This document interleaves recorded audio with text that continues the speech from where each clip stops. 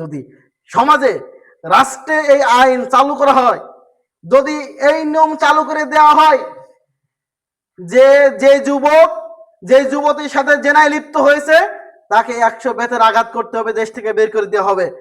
আর যেই বিবাহিত পুরুষ বিবাহিত নারীর সাথে ব্যভিচারে লিপ্ত হয়েছে তাকে পাথর মেরে হত্যা করতে হবে।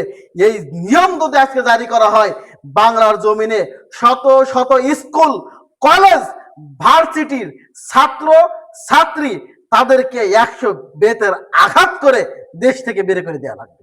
শত শত স্কুল, শত শত স্কুলের ভার্সিটির বিশ্ববিদ্যালয়ের ছাত্র ছাত্রী তারা অবৈধভাবে জেনায় লিপ্ত হয়ে রয়েছে, এদেরকে 100 বেতের আঘাত এবং দেশ থেকে বের করে দেওয়া লাগবে।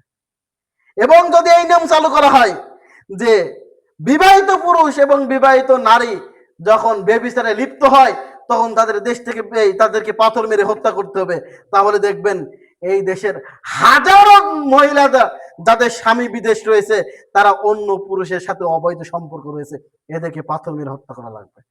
হাজারো দুলাভাই রয়েছে যারা বিবাহ করার পরে বউ থাকার পরেও শালীর সাথে জেনায় লিপ্ত হয়েছে, এই সমস্ত দুলাভাইদেরকেও বেতের আঘাত এসের রজম করে হত্যা করতে হবে।